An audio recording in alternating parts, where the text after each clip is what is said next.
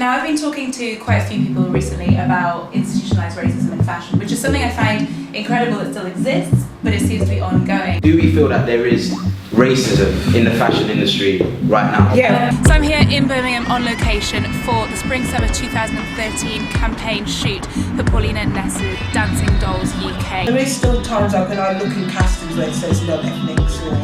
Fashion's a business.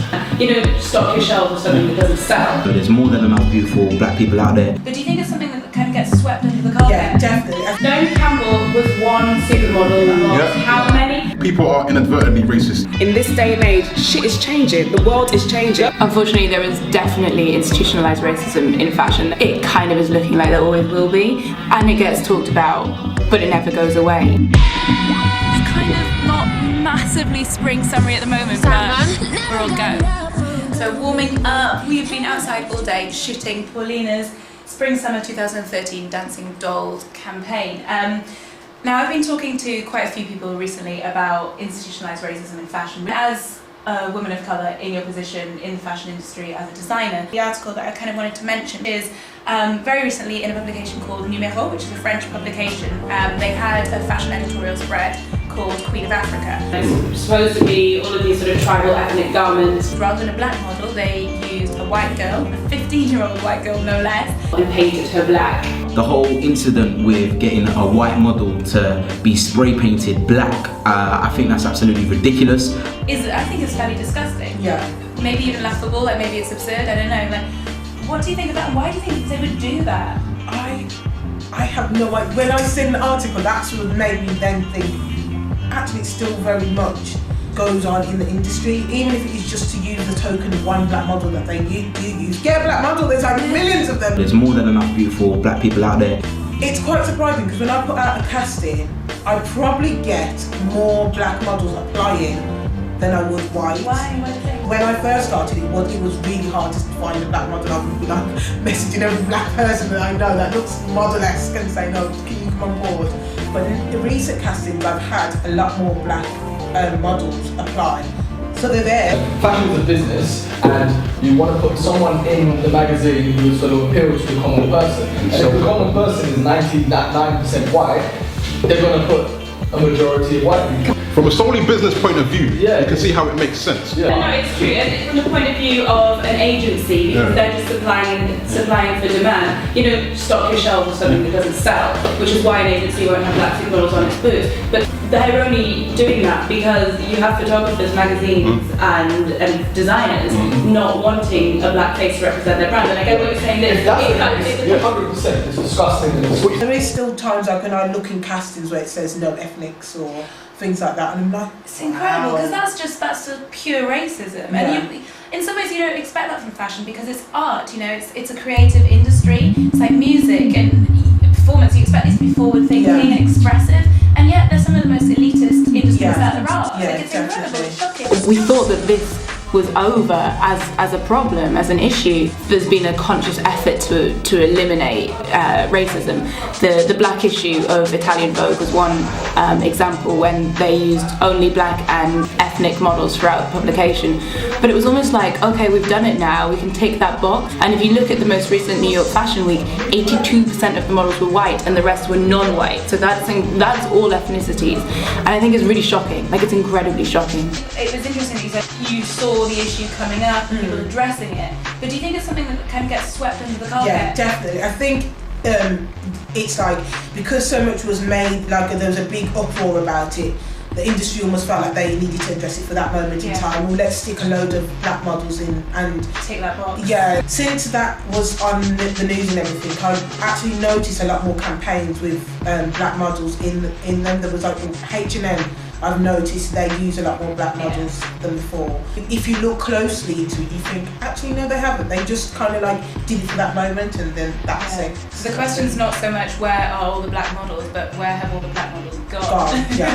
But if there is institutional racism, why was Naomi Campbell so high up there? Naomi Campbell was one supermodel amongst how many? We only allow in this industry one black supermodel at any given time. Naomi Campbell, Alex Weck, Jordan Dunn, none. There's only ever one. One of the great points that Vicky made, and one of the ones I agree with and I had before we actually started this debate, was why is it that there is only one major black influential female model out at that specific time? Every era of fashion, you have one, and it's almost like that should suffice. Yeah, it's very true. Even fashion shows that have just happened, they were saying that there's still only like a very small percentage of black models. The most being recent New York Fashion Week, 18% of the models were non-white, which is incredible considering the sort of demographic that fashion is supposed to. I mean, it's a worldwide industry. It's not like it's just America. Yeah. And even if it was, that wouldn't really be representative. When you're dealing with finance, as in accumulation of wealth, like artistic expression for me kind of goes out the window. You're trying to appeal to a certain market, so those things kind of go out the window. But I understand the concept of in fashion in particular, why do you think that the image of the black woman doesn't sell? Why do you think that's not? for me, it sells where there's black people. You know what I'm saying to you? It's just like where there isn't black people. Does it though? No, but there's still not black supermodels. Like if you look at India and parts of Asia, all of those publications are still filled with white faces. I think that's an issue. You know, fashion is obviously a global business. Do you know there's more people of colour in this world than there are white people? Okay, so exactly are we selling to? But again, we're talking about business. Industry. And we're talking about affluence. We keep pushing this multiculturalism, especially in London. But when it comes to London fashion week, all of a sudden multiculturalism goes out the window. Nobody can find any black, Asian or anything. I look out my window, there's black, Asian, and white, everybody outside the window. The same with New York, and yet you've only got how many? I think that's disgusting. Have you ever experienced any race? Because I don't think it's just with models. I mean, it goes further to every part of fashion. When I first started, and I remember one of the models, when she actually spoke to me, she goes, "Oh, sorry, I just didn't expect you to be black." Because I don't think she meant it like in a racial way or in a derogatory way. It was just like, I think you just kind of assume that some black designers, they concentrate Africa or it's very cultish. Very tribal. So you can see, whereas my stuff is just my experiences in life and what I believe in and what I'm trying to convey as a brand. So I think that's where she came from. The problem goes deeper than that because these companies, whether they're racist or not, they're scared to put a black face on the cover of their magazine in case it doesn't connect with their audience.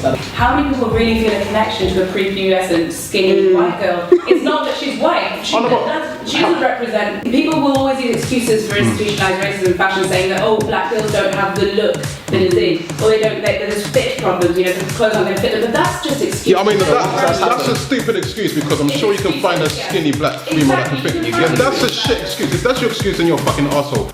That's ridiculous. You get skinny black girls as well. You get skinny black girls. I've seen loads of skinny black girls. I've worked with loads of models, so I've seen models who are white and I think their physique's not right, or I see black girls and their physique's not right, I see Asian girls. Why do you think it is that the image of the black woman or the black model is not in vogue, as it were? But people find attractive what they're told to find attractive. If you're constantly told skinny white women who look like 12-year-old boys are attractive, that's what the fashion industry do want women of colour, but what they want specifically is, if you can imagine, like a white girl who's been dipped in chocolate. So essentially what they want is, exactly. She can be brown, but her nose has got to be straight, her lips got to be thin, her body's got to be straight, so it's totally fucked. There is something quite petite about the white woman. So I think when they want to put a representation of a woman, black women are always powerful. It's quite interesting because I think you could probably apply the same thing to dance, which is an industry again where you don't get many black ballerinas. You get plenty of black male ballerinas, but not many black female ballerinas. However, in contemporary dance, you get a ton of black dancers because it's a dance form that isn't so strict and rigid, and the woman is not traditionally the damsel in distress who's lifted, who's spun. But that has nothing to do with race, that is to do with stature and your body shape. And there's another argument to be had in the fact that the conventionally beautiful figure is basically prepubescent, it's very skinny, it's very tall, it's not necessarily attainable for most women, and that's a whole other debate that we're not going to have now, but like that for people to say that's why there's no black girls on the catwalks is just a ridiculous excuse, because Exactly, those girls do exist. Yeah. Everyone aspires to what they're being shown is this epitome of beauty, and beauty is always the opposite of what people actually look like. Exactly. You still Rock feel fashion, do you, and just be happy about who you decided to become. And I think it stems with this conversation about this whole French publication dressing up their model as a black African queen. Like this is some kind of weird post-colonial thing going on. It's like the minstrels. Like we thought that this was over as a problem, as an issue. It's just business for those kind of people. They've got a pool of people they're trying to appeal to. There's a global problem with wealth being shifted into the hands of one specific race of people, which I think that is where the problem lies. Unfortunately, there is definitely institutionalized racism in fashion. It kind of is looking like there always will be, and it gets talked about, but it never goes away. It's almost like it's acknowledged, and that just prompts people to deny it or to avoid it. I always made a conscious decision that in every photo shoot that I did, I would have an ethnic model just to represent a woman of colour as myself, and also to show my brand. In this day and age, shit is changing. The world is changing. Definitely. So fashion has to change with it. I don't It's probably think about- it would ever change. It's like the whole thing with using thin models, the normal industry standard model. People are inadvertently racist, like they don't always know they're being racist. But because people have got it in their mind, they're almost like programmed. They just kind of go through the motions of just what the industry has already set out. But let's not forget, the mold is not something we're out of control of. It was built by the fashion industry, which was put in place by the people. Yeah. And in the same way that they can make the mold, it's also attitudes that can break the mold. You can bend it, you can twist it, and like I said, I will always use an ethnic model. I always try to have a woman of colour in all of my campaigns. But the more the world changes, the more these things will have a knock-on effect, because these things are businesses. But whether what I do is enough to change the industry as a whole, I think if every designer adopted that attitude, then maybe yes, a future generation of designers. Outside of the business and commercial side of things, and I know that influences the way that a look is created and we're told what to perceive as beautiful, what really bothers me about this particular situation and also about institutionalized racism in fashion is that young girls are looking at pictures of what they cannot look like and think that that's the only way it's okay to look.